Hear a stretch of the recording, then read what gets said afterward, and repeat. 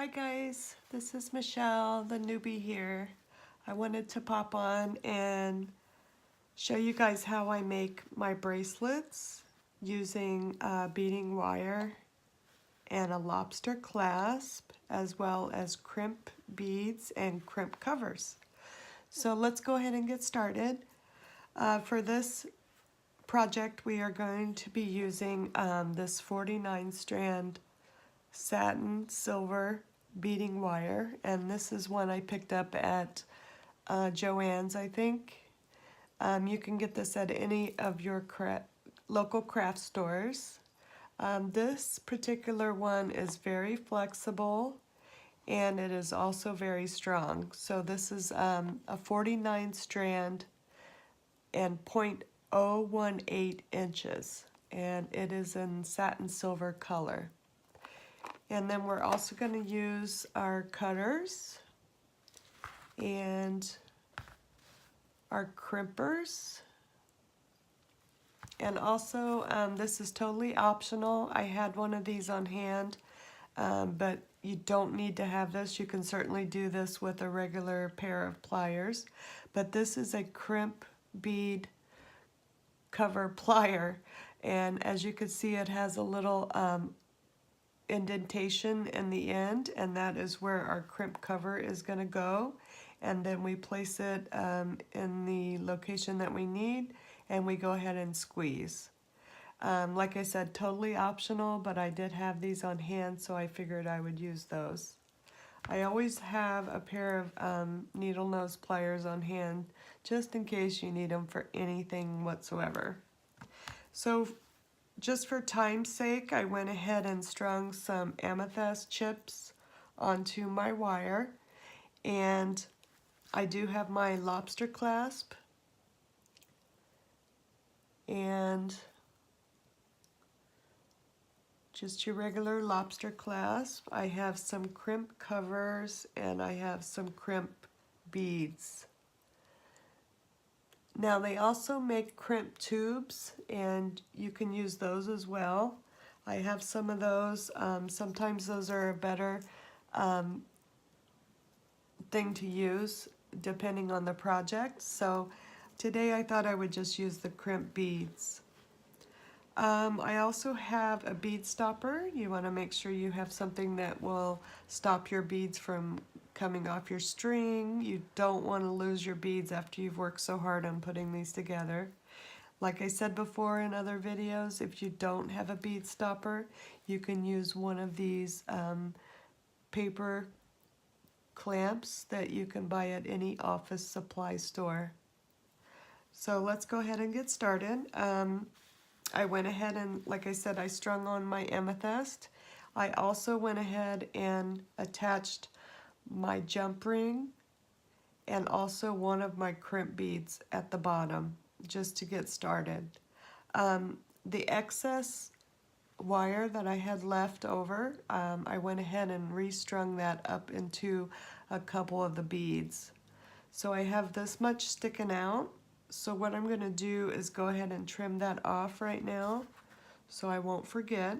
I want to make sure that I don't cut off the important string, and that's the one that's holding everything together. So go ahead and cut that off. And just remember, the flat part of your cutters goes towards your work, and that'll help you remember on which way to hold your cutters. Okay, so let's go ahead and get to the other end. This is our end that we're going to attach our lobster clasp. So first of all, I'm going to put my crimp bead onto the end of the beading wire, and I'm going to attach my lobster clasp. Some people will use a split ring here, or a jump ring, I'm sorry, but I don't. I'm just going to leave it like that.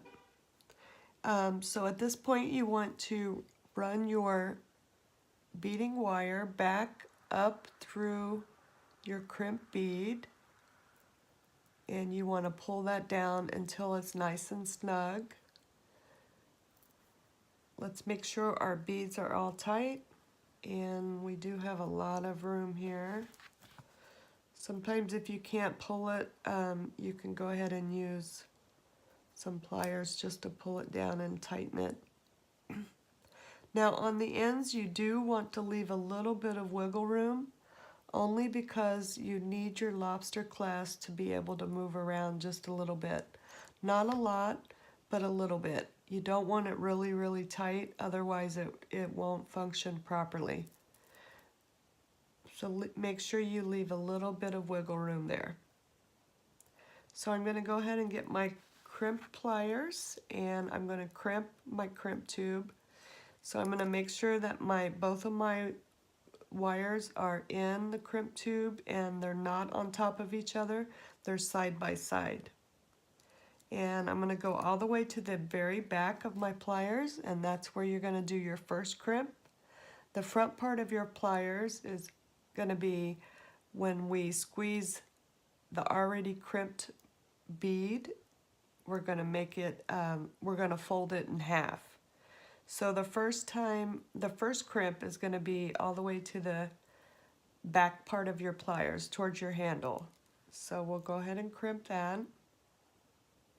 And just place your bead in there. Make sure it is in the grooves of your pliers. And we will go ahead and squeeze. And at this point, you want to go ahead and make sure that it's nice and secure, which it is. And then I'm going to take the already crimped tube, or bead, I'm sorry, and place it at the end of the groove, the very end.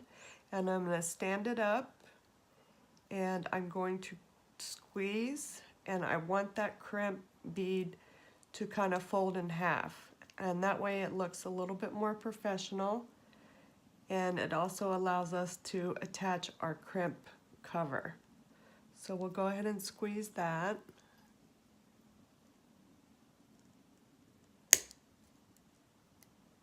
And that didn't work out very well, did it? Let's do it again this way.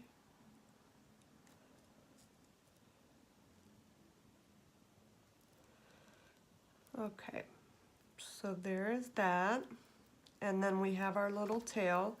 And it's always a good idea to run some of your string back up into a couple of the beads. That gives you more security with your bracelet. So we'll run it back up a couple beads. And then you can go ahead and trim this off. Just make sure you don't cut your main wire, because then you'll have to start all over. So I'll just trim this back a little bit. Okay. And just kind of tug and make sure everything is nice and secure.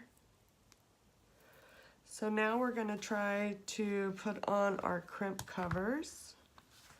So these can be a little bit tricky because they're so tiny. So let's go ahead and give it a shot. So I'm going to try to line up the opening on the end of my crimp cover pliers. And then you are going to slide your cover onto your crimp bead, just like so.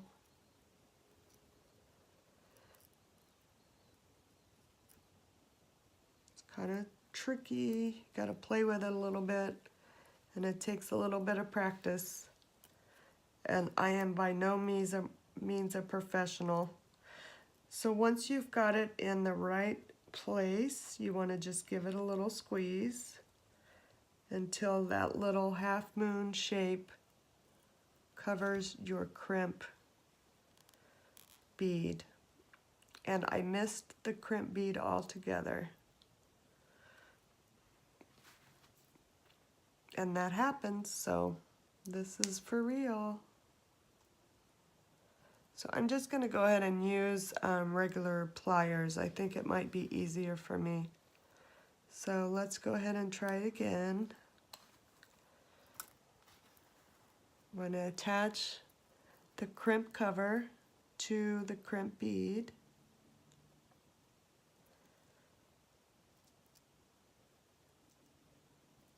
And everything is so tiny, so let's see.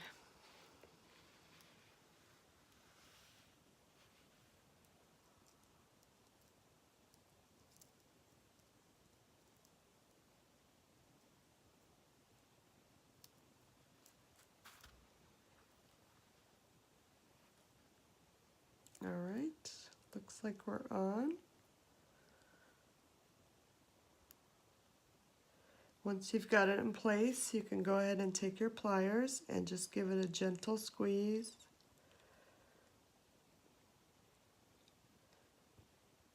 Until it wraps around your crimp bead. And it should look like this. And you want to go around and make sure it's pretty even and there's no openings. Make sure it's nice and secure. And this gives it a really finished look, and it looks just like a regular bead. It doesn't look like it is a crimp there. So that looks pretty good. So let's go ahead and try the other side. And I think it's easier to use my fingers instead of these pliers, so let's go ahead and try that. Looks like we're on. And we'll go ahead and just give it a squeeze.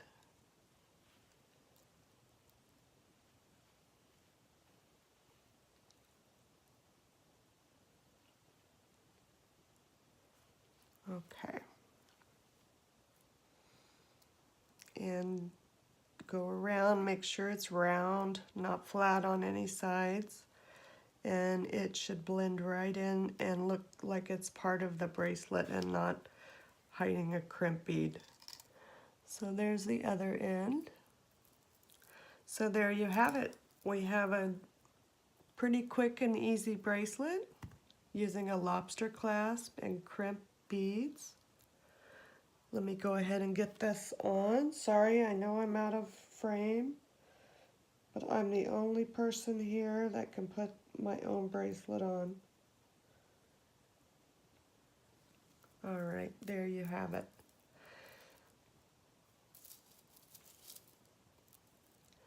And it's very secure, it's not going anywhere. I hope you liked the video. I hope you learned something. I hope this inspires you to create. Please subscribe to my channel and have a blessed day. Thank you.